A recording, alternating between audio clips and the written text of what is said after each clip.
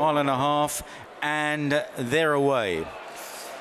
Jumping out well was Eshada, last year's winner in the blue and white. Sweet Lady out wide, who made all the running in the Prix Vermeil. Ross Carberry going forward as well. Sela Rosa in a yellow jacket is handy towards the inside, with Tom Marquand looking to get across to the running rail and head off the two greys, Alba Flora and Thunder Kiss. Emily Upjohn is just behind the leaders towards the outside in the pink jacket. Out wide, Emily Dickinson, just wide of Very Elegant. And then Lilac Road, Eternal Pearl, Insinuendo, Mimic You, and Stay Alert at the rear of the field as they now run towards Swinley Bottom and the mile marker in this British Champions Fillies and Mares Stakes, the QEII British Champions Fillies and Mares, and it's Ross Carberry that leads the way. Sweet Lady second, Sela Rosa is third.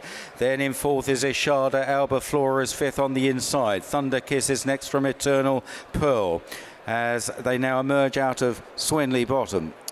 After the midfield horses are Lilac Road, and then further back to Mimic You and Very Elegant and Insinuendo, Emily Dickinson and Stay Alert as they now pass the 6 furlong marker. So Ross Carberry continues to lead to Sweet Lady in second. Sela Rosa is a handy third. Then in fourth is Eshada. The two greys still very handy. Alba Flora on the inside of Thunder Kiss. Emily Upjohn is well in touch. Pink jacket Frankie Dettori, followed out wide by Very Elegant.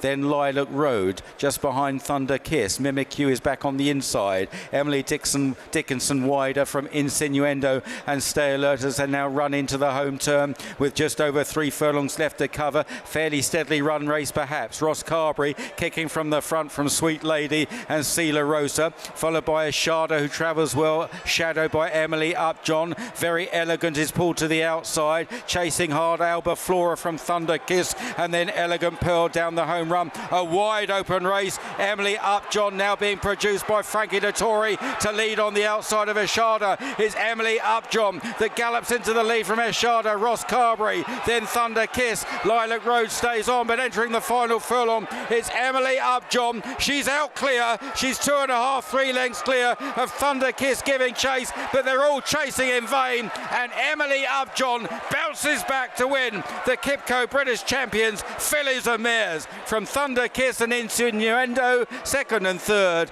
and then followed home by Ross Carberry, Eshada, a better run from Very Elegant perhaps, and Lilac Road wasn't far behind those.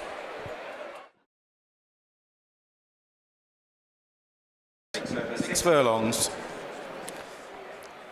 and they're off, and away quickly was Naval Crown on the near side with Kinross. Towards the far side going forward is Go Bears Go.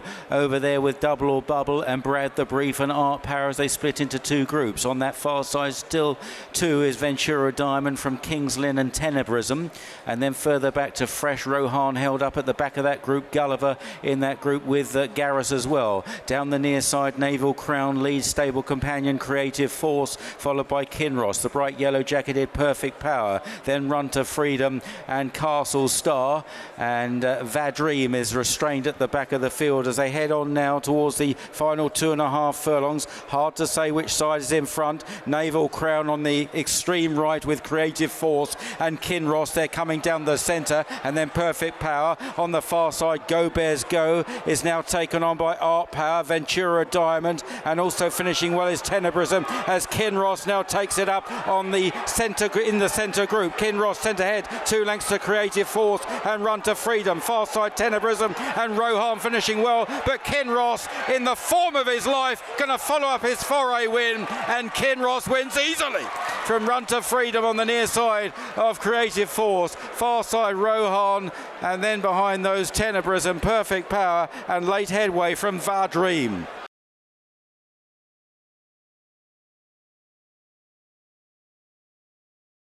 Waterville will be with the last one forward on the first day, first race of QEII British Champions Day. Here's Simon.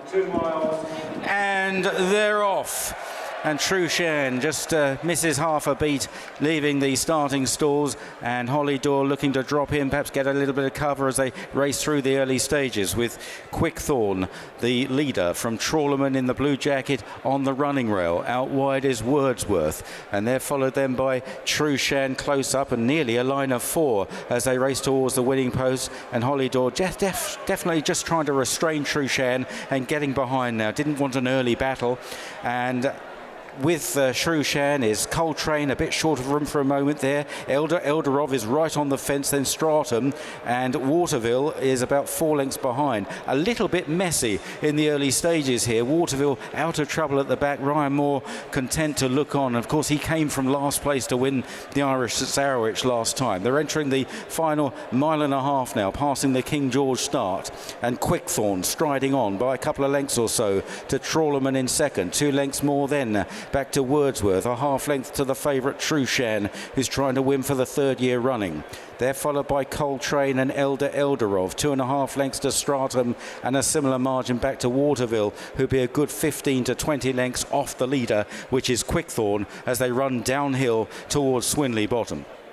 So Quickthorn and Tom Marquand out in front here. This horse loves to make the running, can be difficult to pass. In second place is the Ebor winner Trawlerman. Wordsworth third. Holly Doyle back on the inside on True Shan in the blue cap, followed by Coltrane. Elder of the St Leger winners on the inside and the black and yellow striped jacket, followed by Stratum, and still at the back is Waterville. So swinging now right-handed at the lowest point on the racecourse and heading towards the 7 furlong marker. Quickthorn is slightly loose on the lead, 2.5 lengths to Trawlerman in second. In third is Wordsworth. True Shan on the inside of old rival Coltrane. Elderov third last, second last Stratum, and finally Waterville, as now they race uphill and on inside the final 6 furlongs, and it's still Quickthorn that leads the way, but now there'd only be probably about 10 or 12 lengths first to last. Quickthorn, though, with this useful advantage. It's 3 lengths now, passing the 5 and racing on towards the 4.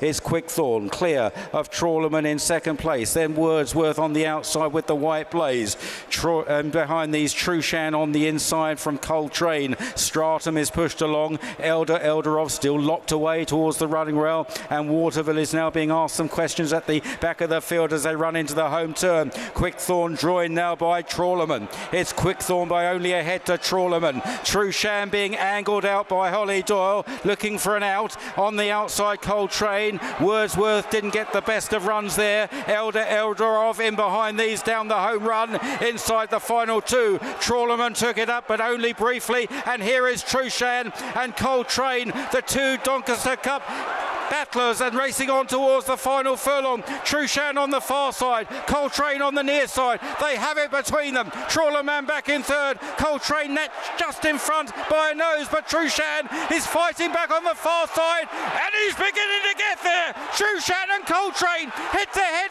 towards the line. True Shan wins again. True Shan has won again, wins his 3rd Kipco British Long Distance Champions Cup, from Coltrane in second, Trawlerman in third, and back in fourth was Stratum. Not True Shan's best, but it was good enough to land the hat-trick in the Kipco Long Distance Cup.